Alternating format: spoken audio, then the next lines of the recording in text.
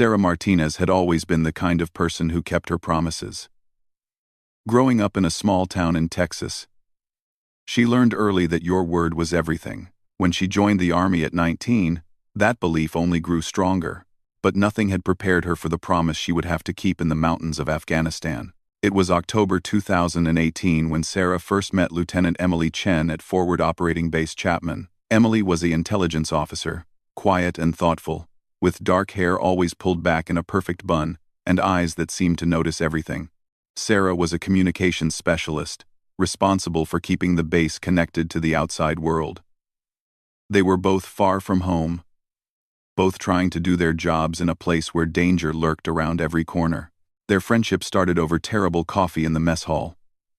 Emily had been sitting alone, staring at a stack of reports, when Sarah approached with 2 cups of the bitter brew that passed for coffee on base. "Mind if I sit?" Sarah had asked, already knowing the answer from Emily's grateful smile. "Please do. I could use the company," Emily replied, moving her papers aside. They talked for hours that first night. Emily told Sarah about growing up in San Francisco, about her parents who owned a small restaurant in Chinatown, and how she had joined the military to serve her country and pay for college.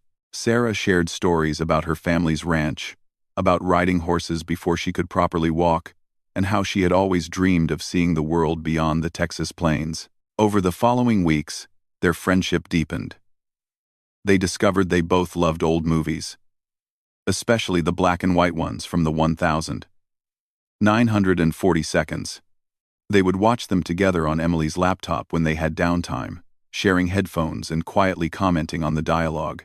Emily was fascinated by Sarah's knowledge of technology and radio communications, while Sarah admired Emily's ability to piece together complex intelligence puzzles.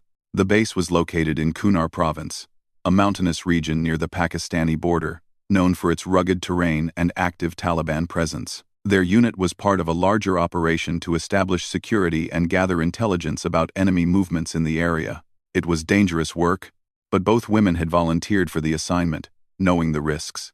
Sarah noticed that Emily carried more weight on her shoulders than most. As an intelligence officer, she was responsible for analyzing threat reports, coordinating with local Afghan forces, and briefing commanders on enemy activities.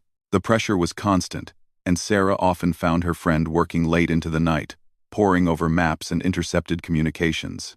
"You need to sleep," Sarah would tell her, finding Emily still at her desk long after midnight. "Just a few more reports," Emily would reply, but she always appreciated Sarah's concern. Their friendship became a source of strength for both women. In a place where they were surrounded by danger and uncertainty, having someone who understood the unique challenges of being a female soldier in a combat zone was invaluable. They looked out for each other, whether it was sharing care packages from home or simply providing a listening ear after a particularly difficult day. The base itself was a collection of concrete buildings and temporary structures surrounded by high walls and guard towers. The landscape was harsh and beautiful at the same time, with snow-capped mountains rising in the distance and rocky valleys that seemed to stretch forever. But the beauty was deceptive. The Taliban controlled much of the surrounding territory, and attacks on coalition forces were frequent. Sarah's job kept her busy, maintaining communication equipment and coordinating radio traffic between the base and various patrol units.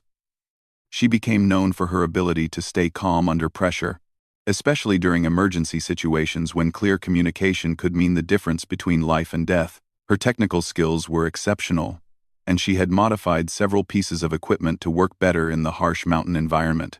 Emily's work was equally demanding but different in nature. She spent her days analyzing intelligence reports, interviewing local sources, and trying to predict where the next attack might come from. She had developed a reputation for her thorough analysis and her ability to spot patterns that others missed. Her reports were highly valued by the command staff, and she often briefed senior officers on developing threats. The two women developed routines that helped them cope with the stress of their deployment. Every morning, they would meet for breakfast and discuss their plans for the day. Emily would share what intelligence reports were suggesting about potential threats, while Sarah would update her on any communication issues that might affect operations. In the evenings, when their duties allowed, they would exercise together or find a quiet spot to talk about home. Their conversations often turned to their families and their plans for after the deployment. Emily talked about wanting to use her military experience to work for the State Department, perhaps in diplomatic security. Sarah was considering staying in the military but wasn't sure if she wanted to make it a career. They both missed home but were proud of the work they were doing. The local Afghan population in the area was a mix of friendly civilians and potential threats. Some villages welcomed the coalition presence and provided valuable intelligence about Taliban movements. Others were hostile or too frightened to cooperate. Emily worked closely with the base's Afghan interpreters and liaisons, building relationships that were crucial to understanding the local situation.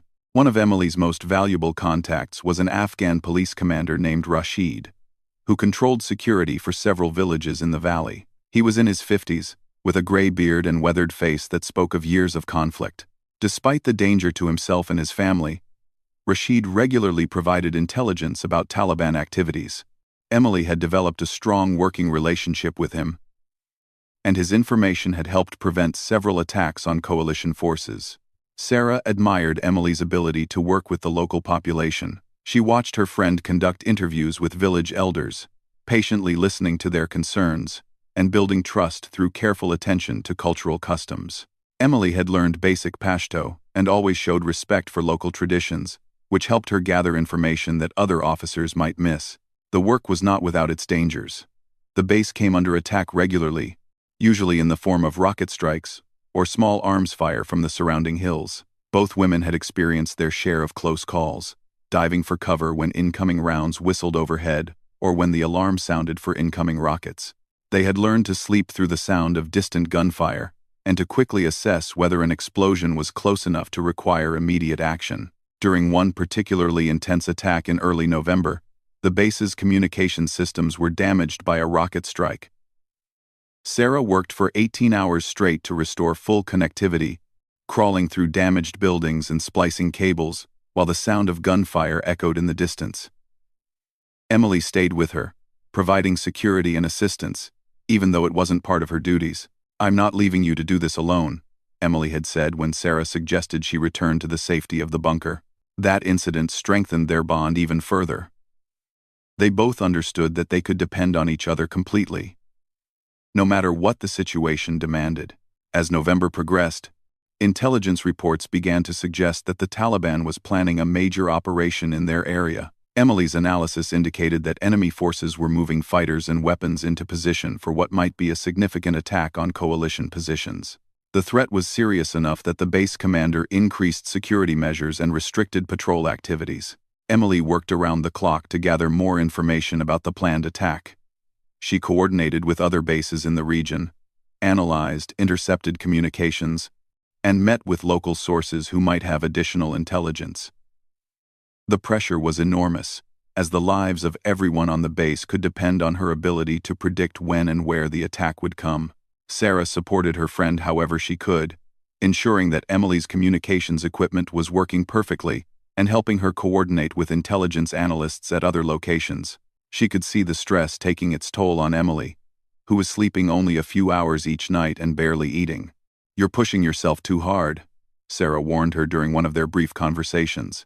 "I have to figure this out," Emily replied, her eyes red from exhaustion. "Too many people are counting on this intelligence."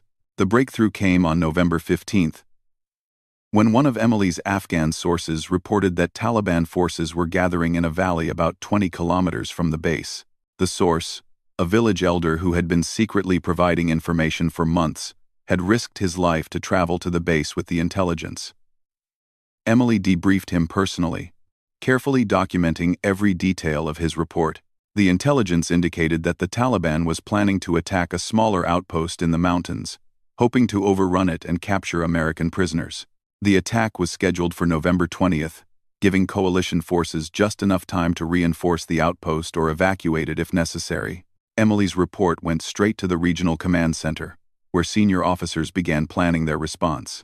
The decision was made to reinforce the outpost with additional troops and to position quick reaction forces that could respond if the attack proceeded as predicted. But Emily wasn't satisfied with simply passing along the intelligence. She wanted to gather more detailed information about the Taliban's plans, particularly their escape routes and the location of their weapons caches. This additional intelligence could allow coalition forces to not just defend against the attack, but to strike back and disrupt Taliban operations in the entire region. She proposed a reconnaissance mission to the valley, where the Taliban forces were reportedly gathering. It would be dangerous, requiring a small team to move through hostile territory and get close enough to observe enemy positions without being detected. The mission would take place on November 18th, 2 days before the planned attack. The base commander initially rejected the proposal as too risky. But Emily persisted, arguing that the intelligence gathered could save lives and significantly damage Taliban capabilities in the area. She volunteered to lead the mission herself, along with 2 other soldiers and an Afghan guide who knew the terrain. Sarah learned about the mission the night before it was scheduled to depart. Emily found her in the communications center, monitoring radio traffic from patrol units in the field. "I need to tell you something," Emily said, her voice unusually serious. Sarah looked up from her equipment, immediately sensing that something important was happening. "I'm going out tomorrow," Emily continued. "A reconnaissance mission to gather more intelligence on that Taliban force." Sarah felt her stomach drop. She knew how dangerous such missions could be, especially in the mountainous terrain where the Taliban had the advantage of knowing every trail and hiding place. "How long will you be gone?" Sarah asked, trying to keep her voice steady.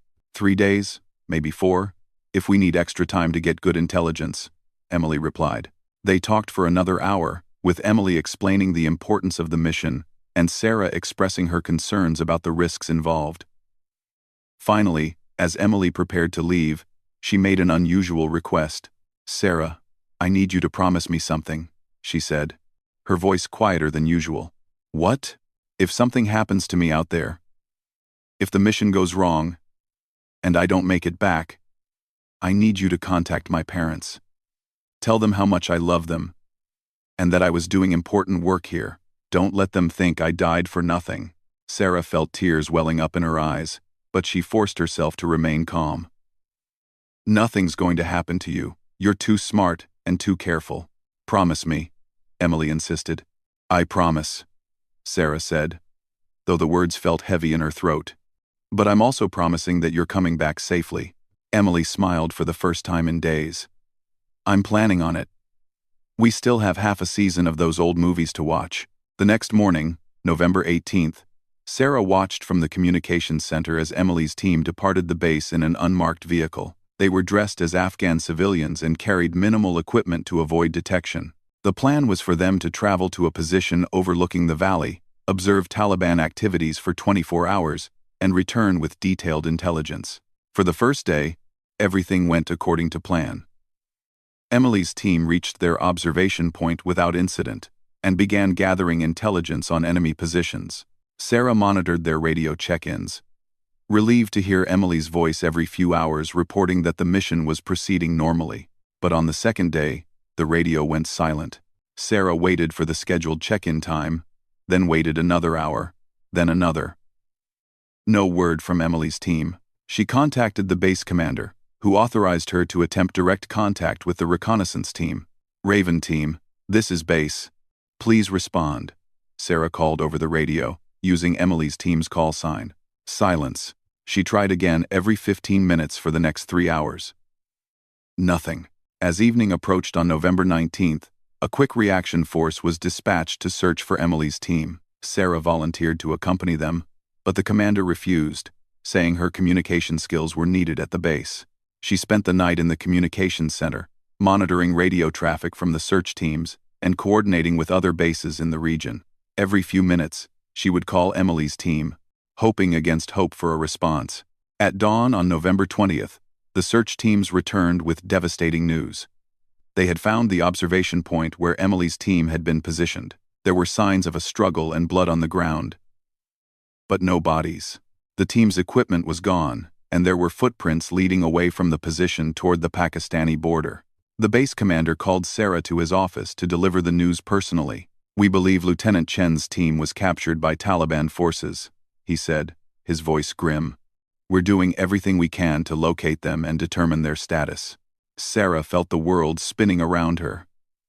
Emily was gone, taken by the enemy in one of the most hostile regions on Earth. The promise she had made just 2 days earlier echoed in her mind, but she refused to accept that she would have to keep it. "What are we doing to get them back?" she asked. "We're working through diplomatic channels and intelligence sources," the commander replied. "But I have to be honest with you, Sergeant Martinez. These situations rarely end well." Sarah left the commander's office feeling numb. She wandered back to the communications center, where the normal business of the base continued around her. Radio chatter filled the air as patrol units reported their positions and headquarters issued new orders. But all Sarah could think about was Emily, somewhere out there in enemy hands. That evening, as she sat alone in the mess hall, Sarah made a decision that would change everything. She was not going to wait for diplomatic channels or official rescue operations. She was not going to accept that her best friend was lost forever. Emily had risked her life to protect others, and now Sarah was going to risk hers to bring Emily home. She began to plan. Sarah Martinez stared at the map, spread across her desk in the communications center. Red pins marked known Taliban positions, blue pins showed coalition bases, and yellow pins indicated villages where the local population might be friendly, or at least neutral. Somewhere in that maze of mountains and valleys, Emily was being held prisoner. For 3 days since Emily's capture, Sarah had been gathering information while maintaining her normal duties. She monitored radio traffic between patrol units, listened to intelligence briefings, and carefully studied every report about Taliban activities in the region. She was looking for patterns, for clues about where prisoners might be taken and how they might be moved. The official rescue efforts were moving too slowly for Sarah's liking. The military chain of command was following proper procedures, working through Pakistani authorities and attempting to locate the prisoners through intelligence networks. But Sarah knew that time was not on their side. Every hour that passed meant Emily was further from rescue and closer to being moved across the border into Pakistan, where retrieval would be nearly impossible. Sarah's plan began to take shape during the long night shifts in the communications center. She had access to all the base's intelligence reports, detailed maps of the region, and communication intercepts that might provide clues about Emily's location. More importantly, she had something that the official rescue efforts lacked: a personal connection to Emily and detailed knowledge of how her friend thought and operated. Emily had shared many details about her intelligence work during their conversations. Sarah knew which Afghan contacts Emily trusted most, which villages had provided reliable information in the past, and which routes Emily preferred for moving through the mountainous terrain. This personal knowledge could be the key to finding her friend. The first person Sarah approached was Rashid, the Afghan police commander who had been one of Emily's most trusted sources. She found him during one of his regular visits to the base, where he came to coordinate security operations and share intelligence. "Commander Rashid," Sarah said, approaching him as he finished a meeting with the base intelligence officer. "I need to speak with you privately." Rashid was a cautious man who had survived decades of conflict by being careful about who he trusted. But he recognized Sarah as Emily's friend and agreed to meet with her in a quiet corner of the base. "Lieutenant Chen spoke of you often," Rashid said in accented English. "She said you were like a sister to her. That's why I need your help," Sarah replied. "The official efforts to find her are moving too slowly. I want to go after her myself." Rashid's weathered face showed surprise and concern. "This is very dangerous thing you are thinking. The mountains where Taliban took her. They know every rock, every cave. You are one person against many." "I'm not planning to fight them all," Sarah explained. "I want to find where they're holding her and then call in support. But I need someone who knows the area. Someone the local people trust." Rashid was quiet for a long moment, stroking his gray beard as he considered her request. Finally, he spoke. "There is a man in village of Kamdesh who may have information. His name is Mahmoud, and he has family members who sometimes work for Taliban but also provide information to us. It is a complicated situation, but he might know where prisoners are taken." Sarah felt her first surge of hope in days. "Will you take me to him?" "This is not possible through official channels," Rashid replied. "Your commanders would never approve such mission. Too dangerous for American woman to travel into mountains." "Then we don't go through official channels," Sarah said firmly. "We go quietly. Just you and me." Rashid studied her face for several minutes, searching for signs of doubt or fear. He found none. You understand that if we are caught by Taliban, they will kill us both, and if your own commanders discover what we are doing, there will be serious consequences? I understand, Sarah replied. But I can't just sit here while my friend needs help. I made her a promise, and I intend to keep it. That evening, Sarah began her preparations. She couldn't simply leave the base without authorization, so she needed to create a plausible reason for her absence. She volunteered for a communication maintenance mission at a smaller outpost about 40 kilometers away, a routine assignment that would give her a legitimate reason to be away from the main base. The maintenance mission was scheduled for the following day and would normally take 8 to 10 hours to complete. This would give Sarah enough time to travel to the village where Rashid's contact lived, gather information about Emily's location, and return before anyone noticed she was missing. Sarah spent the night preparing equipment for her unauthorized mission. She couldn't take standard military gear without raising suspicions, so she gathered civilian clothes, basic first aid supplies, and a small handheld radio that could reach the base if necessary. She also studied maps of the region around Kamdesh village, memorizing routes and identifying potential escape routes if things went wrong. The next morning, Sarah departed the base with a maintenance crew heading to the smaller outpost. As planned, Rashid was waiting at a predetermined location along the route, dressed in civilian clothes, and driving an old Toyota pickup truck that would blend in with local traffic. Sarah left the maintenance crew with an excuse about checking communication towers in the area and promised to rejoin them by evening. The crew leader was suspicious but didn't question her too closely. Knowing that communications specialists sometimes worked independently on technical problems. The drive to Kamdesh village took 3 hours over rough mountain roads. Sarah had traveled these routes before during official missions, but never as a civilian and never with such personal stakes. The landscape was breathtaking and terrifying at the same time, with steep cliffs, narrow valleys, and countless places where an ambush could be waiting. Rashid proved to be an excellent guide, knowing exactly which routes to take and which areas to avoid. He explained that Taliban patrols were active in certain valleys, but that they rarely bothered with the main roads during daylight hours, preferring to move at night when coalition aircraft couldn't see them. The man we are going to see, Mahmoud. He is a careful person, Rashid explained as they drove. His village has been caught between Taliban and coalition forces for many years. Some people there support Taliban, others work with us, most just want to survive. Mahmoud tries to help everyone while keeping his family safe. They reached Kamdesh in the early afternoon, driving through narrow streets lined with mud brick houses and small shops. Children playing in the dusty roads stopped to stare at the unfamiliar vehicle, while older residents watched suspiciously from doorways and windows. Mahmoud's house was located on the edge of the village, a modest compound surrounded by a low wall. Rashid parked the truck outside and spoke briefly with a young man who appeared to be standing guard. After a few minutes, they were invited inside. Mahmoud was a thin man in his 40s, with intelligent eyes and careful movements that suggested he was constantly aware of potential dangers. He greeted Rashid warmly but regarded Sarah with obvious concern.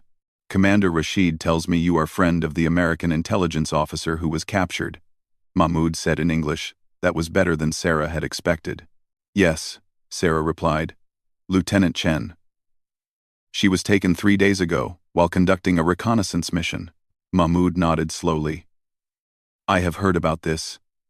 Word travels quickly in the mountains, especially when Americans are involved. Do you know where she's being held?" Sarah asked directly. Mahmoud glanced at Rashid before answering. "There are rumors. Some say the prisoners were taken to compound in Wadapur Valley, where Taliban keeps important captives. Others say they were moved immediately toward Pakistan border." Sarah felt her heart sink. If Emily had already been moved to Pakistan, rescue would be nearly impossible. "The compound in Wadapur Valley," she said. "What can you tell me about it?" Mahmoud was quiet for several minutes, clearly weighing the risks of sharing such information. Finally, he spoke. "The compound is old Soviet-era building, built into mountainside-like fortress. Taliban has used it for many years to hold prisoners and store weapons.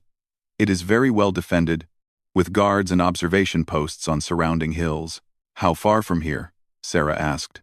Perhaps 20 kilometers through the mountains. But the route is very dangerous. Taliban controls all approaches to the compound. Sarah studied the hand-drawn map that Mahmoud sketched for her, memorizing the locations of the compound, the guard posts, and the various routes that led through the valley. It was exactly the kind of intelligence she needed, but it also confirmed her worst fears about how difficult a rescue would be. There is something else, Mahmoud continued. My cousin works sometimes for Taliban as driver. He told me that 3 prisoners were brought to compound 2 days ago. 2 men and 1 woman. All Americans. Sarah's pulse quickened. The timing matched perfectly with Emily's capture. And the presence of a female prisoner strongly suggested that Emily was being held at the Wadapur compound. Is your cousin certain about this information? Rashid asked. He saw them himself when they were brought in, Mahmoud replied. The woman was injured but walking. The men appeared to be soldiers. Sarah felt a mixture of relief and terror. Emily was alive, but she was being held in one of the most secure Taliban facilities in the region. Any rescue attempt would require careful planning and significant military resources. Thank you for this information, Sarah said to Mahmoud. I know you're risking your safety by helping us. Lieutenant Chen was a good person, Mahmoud replied. She treated my people with respect, not like some Americans who see only enemies. If I can help bring her home safely, this is right thing to do. The drive back toward the base was tense, as Sarah processed what she had learned and began planning her next moves. She now knew where Emily was being held, but she also understood that mounting a rescue operation would require resources and authority that she didn't possess. Rashid seemed to read her thoughts. You are thinking about trying to rescue her yourself, he said, as they navigated a particularly dangerous stretch of road. I'm thinking about all the options, Sarah replied carefully. Listen to me, young woman. I have been fighting in these mountains for 30 years. I have seen many brave people die because they attempted missions that required more than courage. The compound where your friend is held, it cannot be approached by 1 or 2 people. You would need many soldiers, heavy weapons, helicopter support. Sarah knew he was right, but she also knew that official rescue operations could take weeks to organize, if they were approved at all. Every day that passed increased the chances that Emily would be moved, injured, or worse. What if we could get close enough to confirm she's there? Sarah asked. If I could establish radio contact with the base and provide exact coordinates, maybe they would authorize a rescue mission. Rashid considered this for several minutes. It might be possible to reach observation position where you could see compound, he said finally, but even this would be very dangerous. And once Taliban knows someone is watching, they will move prisoners immediately. They spent the rest of the drive discussing the possibilities and risks. By the time they reached the point where Sarah needed to rejoin the maintenance crew, she had the beginnings of a plan that was both desperate and potentially suicidal. Sarah rejoined the maintenance crew at the smaller outpost and completed her assigned work, all while her mind raced with thoughts of Emily and the rescue mission she was contemplating. The crew leader asked no questions about her extended absence, apparently satisfied with her explanation about checking remote communication equipment. That evening, back at the main base, Sarah sat in her room and carefully considered her options. She could report what she had learned through official channels and hope that command would authorize a rescue mission, but she knew that such missions required extensive planning and approval from higher headquarters, a process that could take weeks. Alternatively, she could attempt to reach the observation position that Rashid had described and try to establish visual confirmation of Emily's location.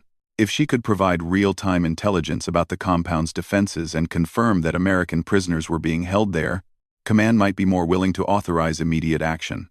The third option was the most dangerous. She could attempt a direct rescue operation with whatever local help she could gather. This would be a violation of every military regulation and would almost certainly result in her court-martial, assuming she survived. But it might be Emily's only chance. Sarah spent hours staring at the maps and intelligence reports spread across her desk. She studied satellite photos of the Wadapur Valley, analyzed communication intercepts from Taliban forces in the area, and reviewed everything she knew about the compound where Emily was reportedly being held. The more she studied the situation, the more convinced she became that official channels would not move quickly enough. The military bureaucracy, while thorough, was not designed for rapid response to time-sensitive hostage situations in remote mountainous terrain.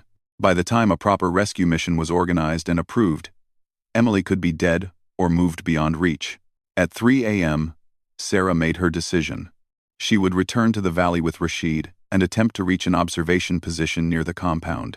If she could confirm that Emily was there and assess the situation, she would make the final decision about whether to attempt a rescue or call for official military support. Sarah began her preparations immediately.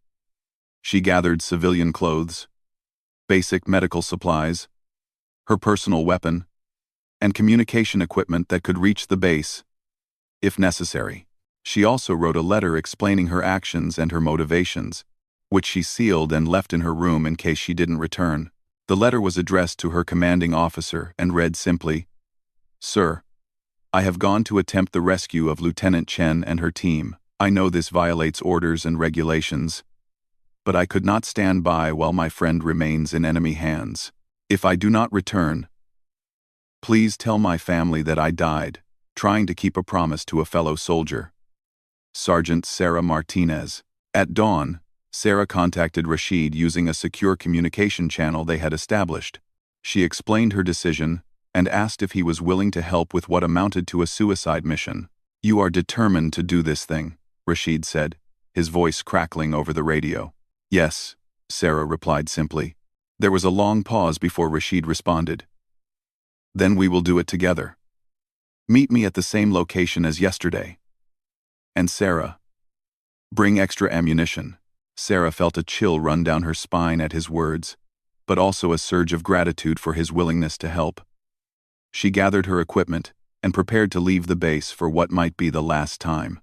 As she walked toward the exit, Sarah passed the mess hall, where she and Emily had shared so many conversations about their families, their dreams, and their hopes for the future. She thought about the promise she had made to Emily, about contacting her parents if something happened. But Sarah had decided that she would rather die trying to bring Emily home than live with the knowledge that she hadn't done everything possible to save her friend.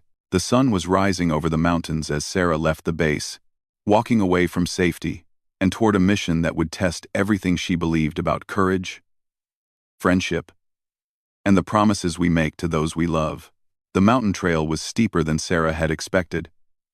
After 3 hours of climbing through rocky terrain, her legs burned and her lungs struggled with the thin air at altitude. Rashid moved ahead of her with the steady pace of someone who had spent his entire life in these mountains, occasionally stopping to check their route or listen for sounds of other travelers.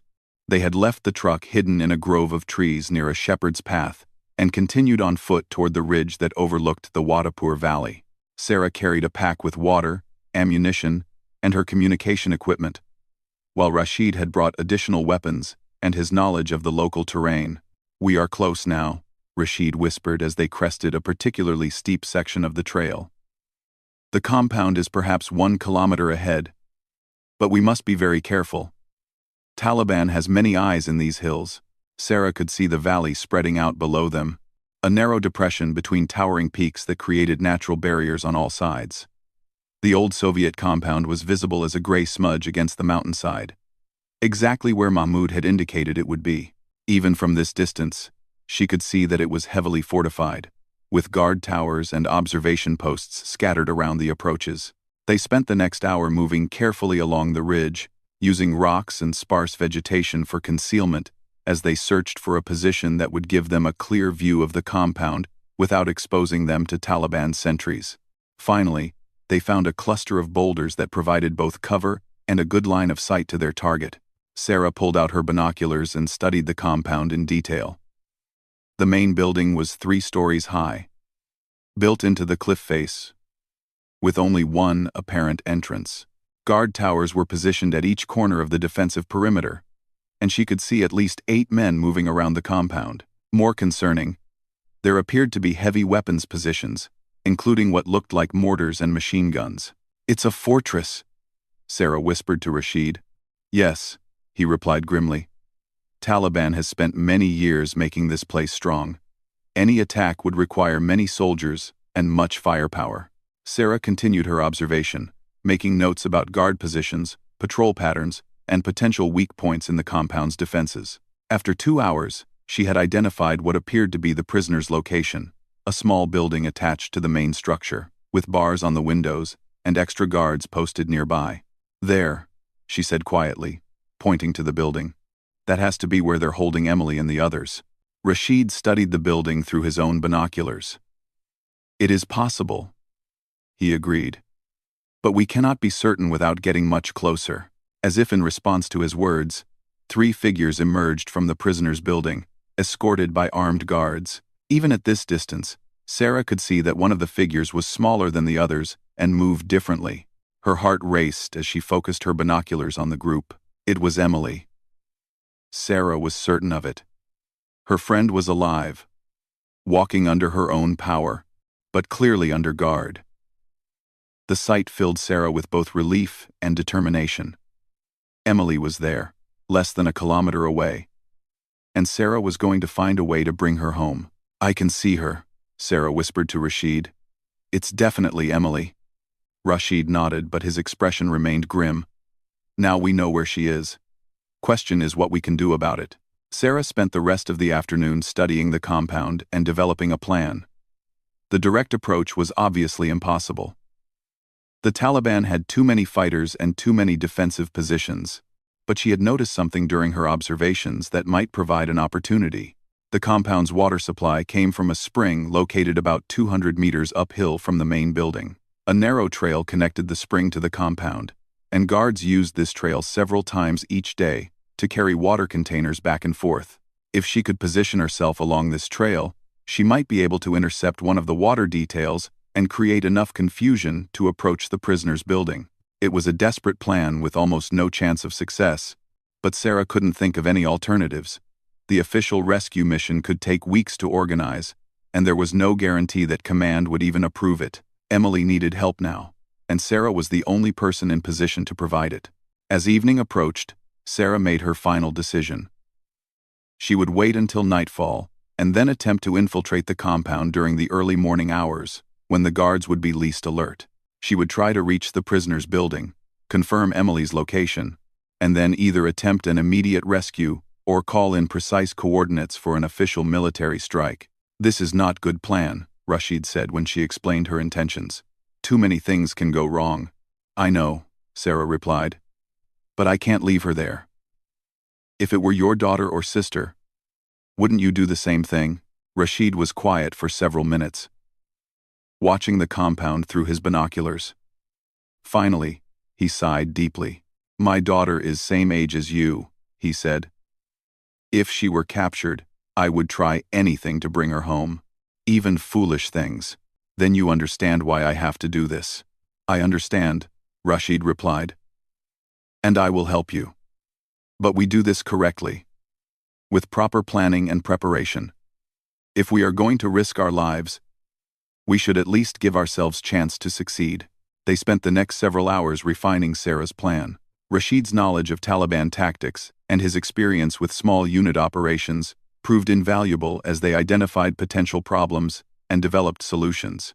By the time full darkness fell, they had a plan that was still dangerous but at least had some possibility of success. The approach would begin at 3 a.m., when the guards would be at their lowest level of alertness. Sarah would move down the mountain alone, using the water trail to get close to the compound. Once she was in position, Rashid would create a distraction on the opposite side of the valley, drawing attention away from her approach. Sarah would then attempt to reach the prisoner's building, locate Emily and the other captives, and assess their condition.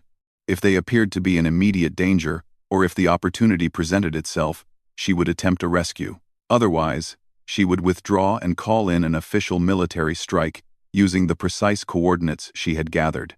"Remember," Rashid warned her as they made their final preparations, "Taliban fighters are not regular soldiers.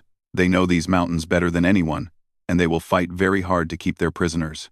If you are discovered, they will try to capture you alive, so they can have more prisoners to bargain with." Sarah checked her weapon and communication equipment one final time. "I understand the risks, but I won't leave Emily in that place if there's any chance of getting her out." At 3 a.m., Sarah began her descent toward the compound. The mountain trail was treacherous in the darkness, with loose rocks and hidden obstacles that threatened to send her tumbling down the slope. She moved slowly and carefully, testing each footstep and pausing frequently to listen for sounds that might indicate Taliban patrols. The water trail was easier to follow, worn smooth by years of use, and clearly marked even in the darkness. Sarah could hear the sound of the spring as she got closer to the compound, a gentle bubbling that seemed unnaturally loud in the mountain silence. She reached the edge of the compound's defensive perimeter at 4:15 a.m., finding a position behind a pile of rocks that gave her a clear view of the prisoners' building. 2 guards were visible, walking patrol routes that brought them within 20 meters of her hiding place every 15 minutes. Sarah waited for the next patrol to pass, and then began moving toward the building. She stayed low, using shadows and small terrain features for concealment as she covered the 50 meters to her objective. Her heart was pounding so hard that she worried the guards might hear it, but she reached the wall of the building without being detected. The prisoners' building was even smaller than it had appeared from the ridge, just 2 rooms with barred windows set high in the walls. Sarah could hear voices from inside, speaking in what sounded like English. She moved carefully along the wall until she found a window low enough to reach. Standing on her toes, Sarah could just see through the bars into the room beyond. 3 figures were visible in the dim light. 2 men and 1 woman, all wearing American military uniforms. The woman was sitting against the far wall, and even in the poor light, Sarah could see that it was Emily. "Emily," Sarah whispered as quietly as she could. Emily's head turned toward the window, her eyes wide with surprise and disbelief. "Sarah?" Emily whispered back. "What are you doing here?" "I came to get you out," Sarah replied. "Are you injured? Can you walk?" "I'm okay," Emily said, moving closer to the window. "But the others are hurt. Johnson has a broken leg, and Williams was shot in the shoulder." Sarah quickly assessed the situation. Getting Emily out might be possible, but evacuating 3 prisoners, including 2 who were seriously injured, would be much more difficult. She would need help, and that meant calling in official support. "I'm going to call for backup," Sarah whispered. "I have the exact coordinates of this building, but I need you to be ready to move when help arrives." "Sarah, listen to me," Emily said urgently. "They're planning to move us tomorrow. They said something about taking us across the border into Pakistan. If you're going to do something, it has to be now." Sarah felt her stomach drop. If the prisoners were moved to Pakistan, rescue would become nearly impossible.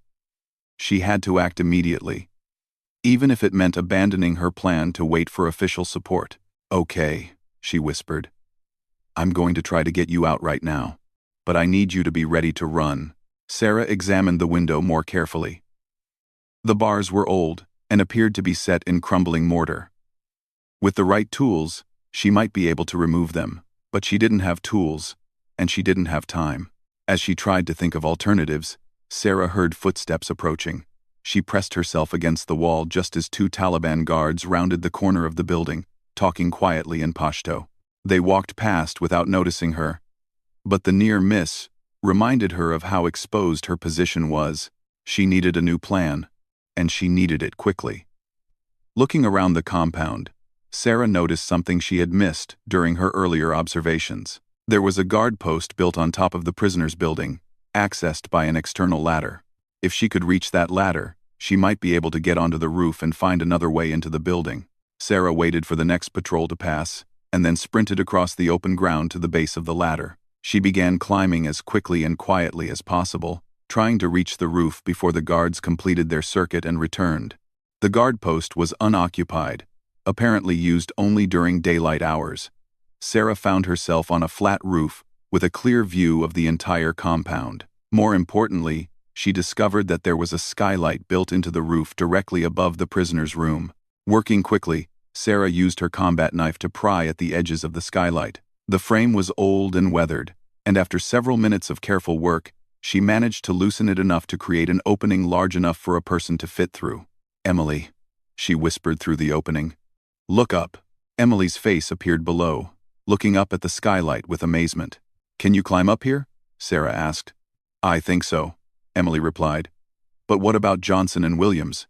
Sarah looked down at the 2 injured men. Johnson's broken leg would make it impossible for him to climb, and Williams appeared to be barely conscious. "We'll have to come back for them," Sarah whispered. "I can't get all three of you out alone." Emily understood the impossible choice Sarah was facing. Saving everyone would require resources that simply weren't available, but leaving the injured men behind felt like abandoning them to die. "Go," Johnson whispered from below. "Get Emily out and send help for us. That's the only way any of us survive this." Emily climbed up through the skylight with Sarah's help, emerging onto the roof of the prisoners' building. For a moment, the two friends embraced, overwhelmed by the relief of being reunited. "I can't believe you came for me," Emily whispered. "I made you a promise," Sarah replied, but their reunion was cut short by the sound of voices below. The guards had discovered that something was wrong in the prisoners' building, and shouts of alarm were echoing across the compound. Within seconds, lights began coming on in the main building, and Sarah could hear the sound of running feet. "We need to move," Sarah said urgently. "Now." They climbed down from the roof and began running toward the perimeter of the compound. Behind them, Taliban fighters were emerging from buildings and organizing a search. Sarah could hear commands being shouted in Pashto as the compound's defenders responded to the escape attempt. Sarah and Emily reached the edge of the compound just as the first shots rang out behind them. The Taliban had discovered their escape route and were beginning to pursue. Sarah activated her radio as they ran. "Base, this is Sergeant Martinez," she called. "I have one American prisoner recovered and need immediate extraction." Grid coordinates follow. The response from base was immediate and urgent. "Martinez, what is your status? You are not authorized for any operation in that area." "I have Lieutenant Chen," Sarah replied, breathing hard as she and Emily climbed toward the ridge where Rashid was waiting. Two other prisoners still held at Taliban compound. "Request immediate air support and medical evacuation." There was a long pause before base responded. "Air support is en route. Maintain your position and await extraction." Sarah and Emily continued climbing, with the sounds of pursuit growing louder behind them. The Taliban fighters knew the terrain better than they did, and they were gaining ground despite the head start. They reached the ridge where Rashid was waiting just as the first helicopter appeared on the horizon. The sound of rotor blades echoed across the valley, and Sarah could see the aircraft's lights approaching their position. "There," Rashid pointed to a flat area suitable for helicopter landing. "But Taliban will reach us before helicopter can land." As if to confirm his words, muzzle flashes appeared on the trail below them, and bullets began striking the rocks around their position. The Taliban fighters had caught up and were now engaged in a running firefight as they tried to recapture the escaped prisoner. Sarah returned fire with her rifle, trying to slow the Taliban advance while the helicopter approached. Emily, despite her ordeal as a prisoner, took cover behind the rocks and helped spot targets for Sarah's shots. The helicopter was an attack aircraft, not a transport, but it began providing close air support as it circled their position. Machine gun fire and rockets struck the Taliban positions, forcing the fighters to take cover and slowing their advance. "Transport helicopter is 5 minutes out," the pilot's voice crackled over Sarah's radio. "Can you hold your position?" "We'll hold," Sarah replied, changing magazines in her rifle. The next 5 minutes felt like hours, as Sarah, Emily, and Rashid fought to maintain their position on the ridge. The Taliban fighters were determined to recapture their escaped prisoner, and seemed willing to take heavy casualties to do so. But the combination of defensive terrain and air support allowed the small group to hold out until the rescue helicopter arrived. The transport helicopter landed in a storm of dust and rotor wash, its crew chief immediately jumping out to help load the survivors. Sarah and Emily ran across the open ground, while Rashid provided covering fire from the rocks. As the helicopter lifted off, Sarah looked down at the compound where 2 American prisoners were still being held. She had succeeded in rescuing Emily, but the mission felt incomplete. Johnson and Williams were still in enemy hands, still depending on official military operations for their rescue. "We'll get them out," Emily said, seeming to read her thoughts. "The intelligence you gathered will help command plan a proper rescue mission." Sarah nodded, but she couldn't shake the feeling that she should have found a way to save all 3 prisoners. The choice between a partial rescue and no rescue at all had been an impossible one. but it was a decision she would carry with her for the rest of her life. The flight back to base took 30 minutes, during which Emily was examined by the helicopter's medic and debriefed by intelligence officers via radio. She confirmed the location and status of the remaining prisoners and provided detailed information about the compound's defenses. When they landed at the base, Sarah was immediately placed under arrest for violating direct orders and conducting an unauthorized military operation. But even as the military police led her away, she could see the preparations beginning for an official rescue mission to recover Johnson and Williams. 3 days later, a joint operation involving Special Operations Forces and attack helicopters successfully assaulted the Taliban compound. Both remaining prisoners were recovered alive, though their injuries required extensive medical treatment. The operation also resulted in the capture of several high-value Taliban commanders and the destruction of a major enemy stronghold. Sarah faced a court-martial for her unauthorized rescue mission, but the charges were eventually reduced due to the success of her operation and the lives she had saved. She received a formal reprimand and was transferred to a different unit, but she was allowed to remain in the military. Emily recovered fully from her captivity and returned to duty after several weeks of medical leave and psychological evaluation. She never forgot the risk that Sarah had taken to save her life, and their friendship became even stronger as a result of the ordeal. Years later, when both women had completed their military service and returned to civilian life, they often talked about the events in the mountains of Afghanistan. Emily would describe the moment she heard Sarah's voice outside her prison window as the most beautiful sound she had ever heard. Sarah would remember the relief she felt when she saw Emily emerge through that skylight, knowing that she had kept the promise she had made to her friend. They both understood that their actions in Afghanistan had changed them in fundamental ways. Sarah had learned that sometimes doing the right thing requires breaking the rules, even when the consequences are severe. Emily had learned that the bonds of friendship can be stronger than fear, stronger than military regulations, and strong enough to bring someone home from the most dangerous places on earth. The promise Sarah had made to Emily about contacting her parents if something happened was never fulfilled, because it never needed to be. Instead, both women kept a different kind of promise: to remain friends for life, to support each other through whatever challenges lay ahead, and to never forget the lesson they had learned in the mountains of Afghanistan about the power of loyalty and the courage to act when action was needed most.